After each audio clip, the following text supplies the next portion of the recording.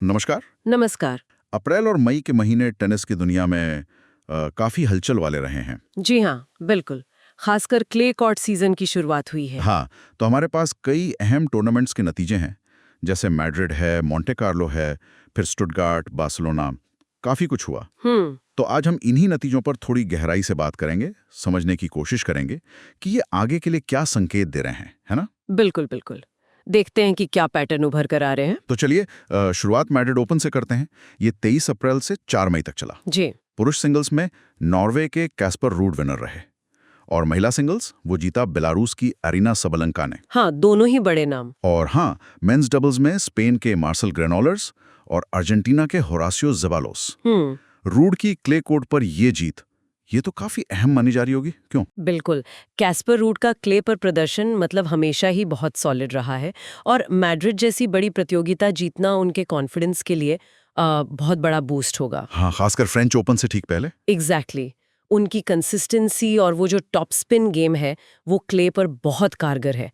और साबालेंका की जीत भी वो दिखाती है कि उनका पावर गेम क्ले पर भी मतलब उतना ही खतरनाक हो सकता है। सही कहा, ये दोनों ही पेरिस में देखने लायक होंगे। बिल्कुल। अच्छा, मैड्रिड में ग्रेनुलार्स की डबल जीत हुई। हाँ। उससे पहले मोंटे कार्लो मास्टर्स हुआ था अप्रैल में, 6 से 13 अप्रैल। हाँ। वहां स्पेन के ही कार्लोस अल्कराज ने पुरुष सिंगल जीता था। तो ये स्पेनिश खिलाड़ियों का अपने घरेलू मैदान पर दबदबा, कोई खास पैटर्न लगता है इसमें? देखिए, घरेलू दर्शकों का समर्थन वो तो एक फायदा होता ही है, जाहिर है। हमने अल्कराज और ग्रेनुलर्स दोनों के केस में देखा। हाँ। अल्कराज का मोंटे कार्लो जीतना वो तो काफी हद तक अपेक्षित भी था। वो क्ले के बेहतरीन खिलाड़ी हैं, इसमें कोई शक नहीं। लेकिन हाँ, ये देखना होगा कि क्या वो ये लय पूरे क्ले सीजन में रख पाते हैं।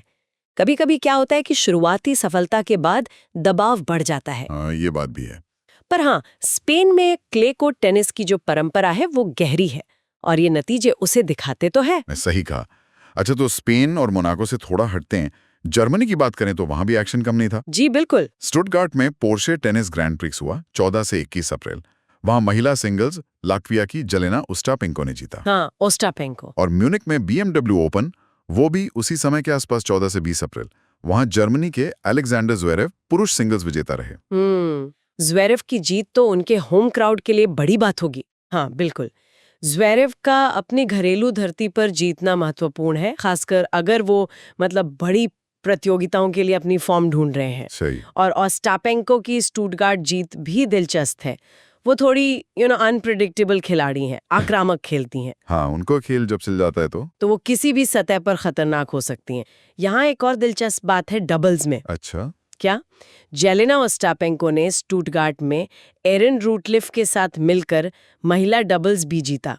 रूटलिफ न्यूजीलैंड से हैं। ओके। और कमाल की बात यह है कि इसी जोड़ी ने मतलब ओस्टापेंको और रूटलिफ ने ठीक इससे पहले अमेरिका में चार्ल्सटन ओपन हुआ था मार्च अप्रैल में। हाँ, सुना था। वहां भी महिला डबल्स इन्होंने जीता था। अरे वाह, लगातार 2 टूर्नामेंट्स। हाँ, लगातार 2। तो ये उनके बीच एक बेहतरीन तालमेल और अच्छी फॉर्म को दिखाता है। वाकई ये शानदार कंसिस्टेंसी है, कमाल है। अच्छा, चार्ल्सटन की बात हुई है तो वहां महिला सिंगल्स किसने जीता था? चार्ल्सटन में महिला सिंगल्स अमेरिका की जेसिका पेगुला ने जीता था। Okay, Pegula.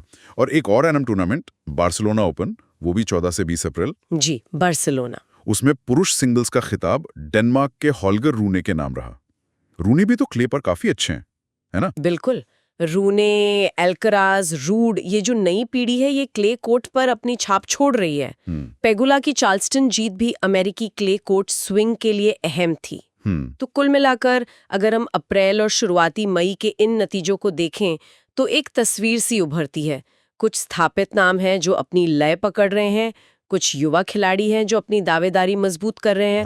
और डबल्स में भी कुछ दिलचस्प साझेदारियां बन रही हैं, जैसा हमने ओस्टापेंको और रूडलिफ के केस में देखा। सही है।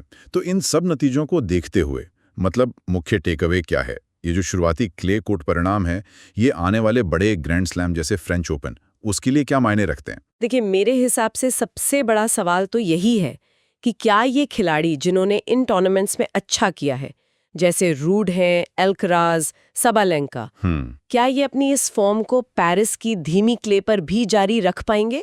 क्योंकि ग्रैंड स्लैम का दबाव वो बिल्कुल अलग होता है। हाँ, वो बात तो है। ये खिलाड़ी निश्चित रूप से मजबूत दावेदार बनकर उभरे हैं, इसमें कोई शक नहीं। लेकिन ओस्टापेंको हैं, रूने हैं, ज़्वेरेव हैं, ये भी उलटफेर करने का मादा रखते हैं। बिल्कुल। तो ये शुरुआती नतीजे एक दिशा जरूर दिखाते हैं, पर कहानी मुझे लगता है अभी बाकी है। एकदम सही कहा। तो मतलब सवाल यही है कि क्या फ्रेंच ओपन में इन्हीं खिलाड़ियों का दबदबा रहेगा या क्ले कोर्ट का असली राजा या रानी कोई और बनकर उभरेगा? ये देखना तो वाकई दिलचस्प होगा। जी हाँ, बिल्कुल। खैर, इन नतीजों पर मंथन करना टेनिस प्रेमियों के लिए निश्चित रूप से एक रोचक विषय रहेगा।